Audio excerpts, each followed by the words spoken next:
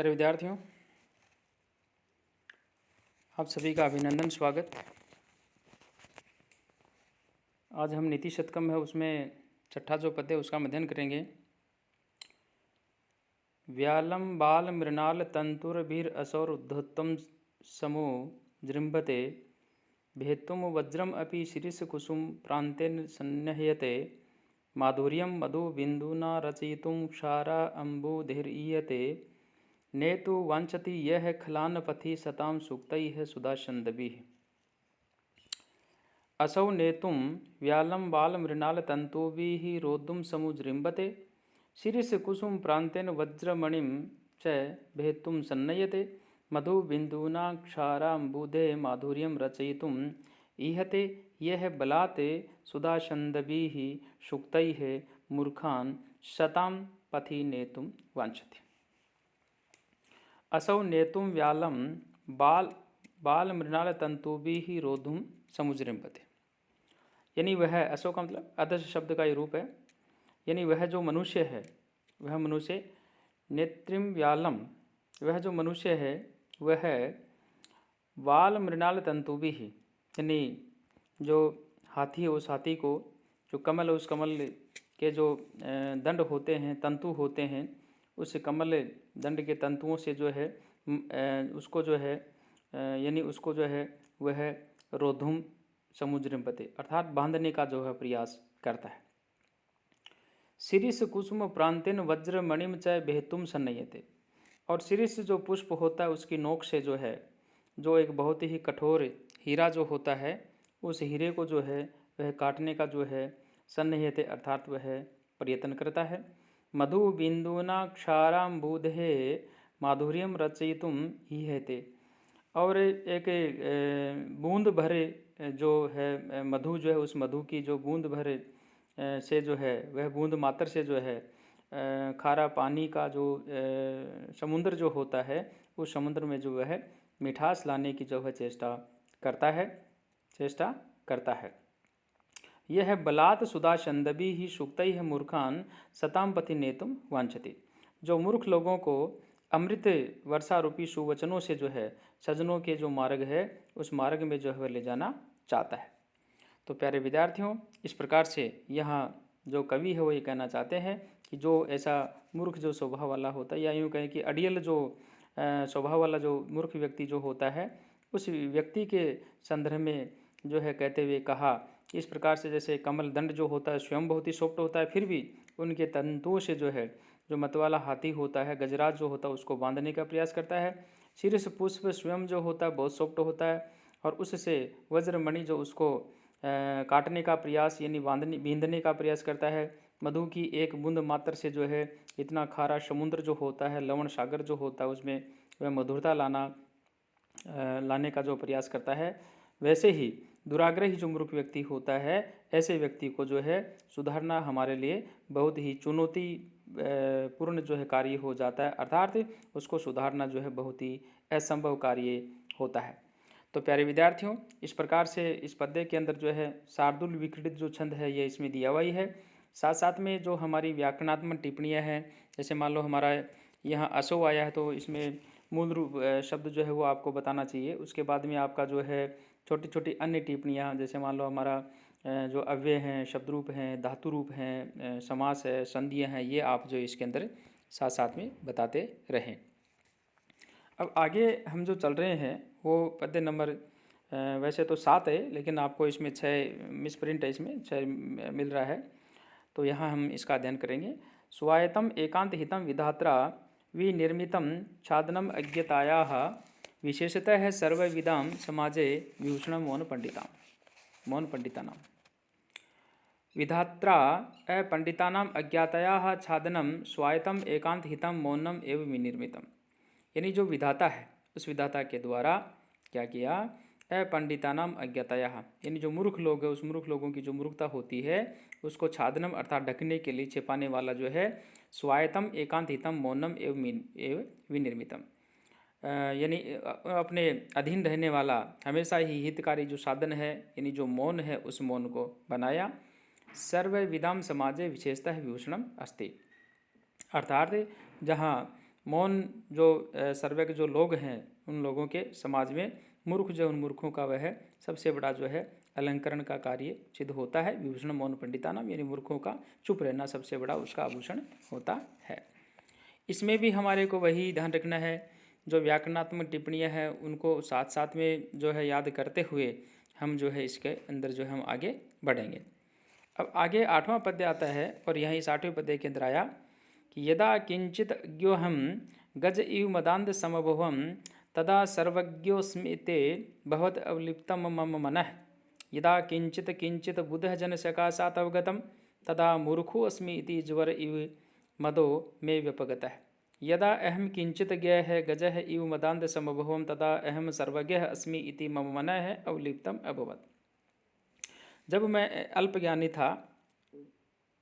उस समय जो है तब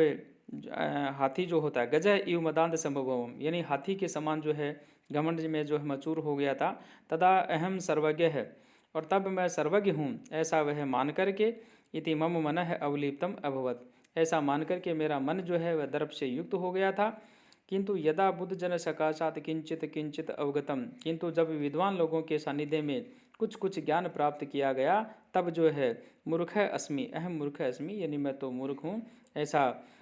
समझ करके मैं मदह ज्वर इव व्यपगत है, मेरा जो गर्व है वह ज्वर की तरह जो है वह दूर हो गया।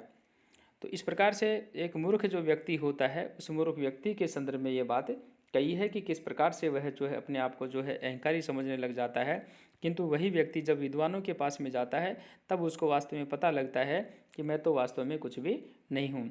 यहाँ शिकरणी छंद का उदाहरण दिया है, रस रुद्र छेना यमन सब लागा शिकरणी, शिकरणी छंद का ये उदाहरण है। अन्य व्याकरणात्मक टिप्पणियाँ हैं, हम इसमें यथावत इसमें जो है हम पढ़ते रहेंगे, याद करते रहेंगे, चलते रहेंगे। कृमि कुलचितम लाला क्लीनम विगंधि जुगुपचितम निरूपम रस प्रीत्या खादन खरास्ति निरामिषम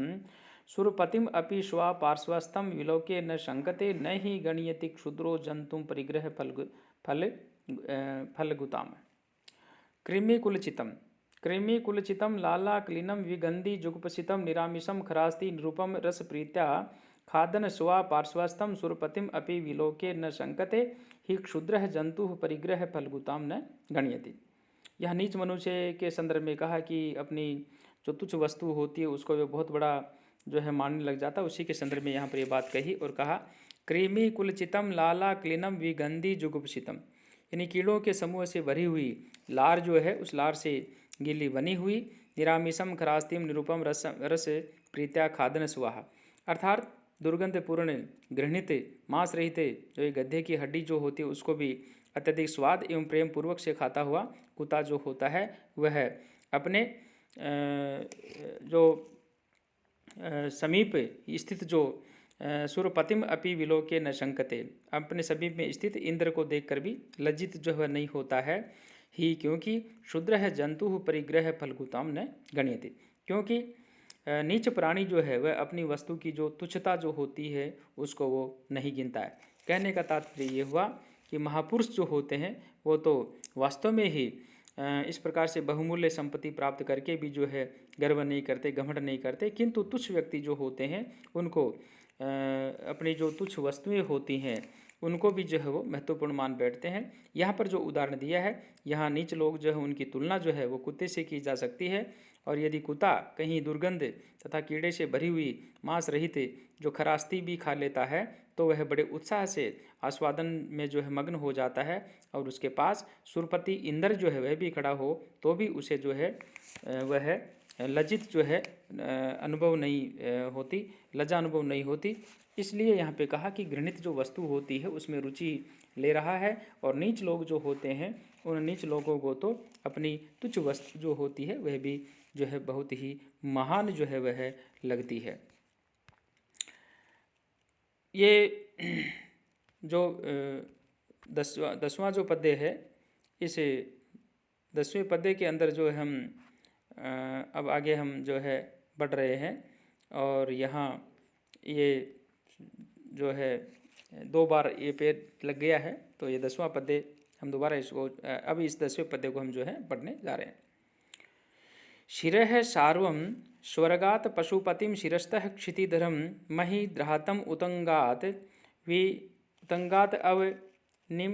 अवनिं नैश्च अपि जलधिम् अधोअधो गंगेयं पदम उपगता स्तोकम अथवा विवेक भ्रष्टानां भवति विनिपातः शतमुखः।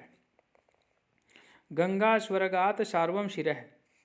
यानी जो गंगा है वह स्वर्ग से भगवान शंकर जो होता है हैं उस भगवान शंकर के मस्तक पर जो है पहुँचती है। पशुपतिम शिरस्तः क्षितिधरम उपगतम, और इसके पश्चात वह शिव के मस्तक से जो है हिमालय पर्वत जो होता है उस हिमालय पर्वत के ऊपर जो है उतरी। उतंगात महिद्रात अवनिम अवनेह च अपि जलधिम, और उस हिमालय पर्वत जो होता है उसके ऊंचे पर्वत से भी जो है अवनी अर्थात धरती के ऊपर आई, और उस धरती से भी जो है वह बहती हुई गई और पृथ्वी से जो है समुद्र जो होता है उस समुद्र को वह जो है प्राप्त हुई। इस प्रकार से यहाँ पे कहा कि अधः अधः है इयम स्तोकम पदम उपगता अथवा विवेक भ्रष्टा नाम शतमुख है विनिपात है भवती, अर्थात यह जो गंगा नदी नीचे नीचे गिरती हुई अत्यंत जो तुच्छ एवं निम्न जो स्थान है वहाँ पर ये पहुँच गई। वास्तव में विवेक जो शून्य लोग जो होते हैं उनका जो पतन होता है वह अनेकों प्रकार से जो है होता है। यह विवेक भ्रष्ट जो व्यक्ति है उसका एक बार यदि पतन की ओर बढ़ जाता है तो उसका संभलना जो बहुत ही कठिन हो जाता है। अतः अधः पतन की सीमा नहीं रहती। यदि हम किसी एक दुर्व्यसन में मूर्खतावश फंस गए तो दुर्व्यसनों का जो दुष्चक्र है वह हमें भटका देता है, और विवेक शून्य व्यक्ति को जो है पता नहीं चलता कि उसका अधः पतन जो है किस सीमा तक होगा। इसलिए मनुष्य को अपना विवेक नहीं खोना चाहिए और कभी मर्यादा जो है उसका उल्लंघन जो है वह भी नहीं करना चाहिए। तो प्यारे विद्यार्थियों, इस प्रकार से आप जो है ये 10 तक के जो पद्य हैं उनका आप पहले एक कंटेंट पढ़े, उसके बाद में जो है आप जो है जो वीडियो है इस वीडियो को सुने और उसके बाद में आप इनको समझें। यदि कोई दिक्कत आती है तो आप ग्रुप के अंदर शेयर करें, आपकी हर समस्या का समाधान किया जाएगा।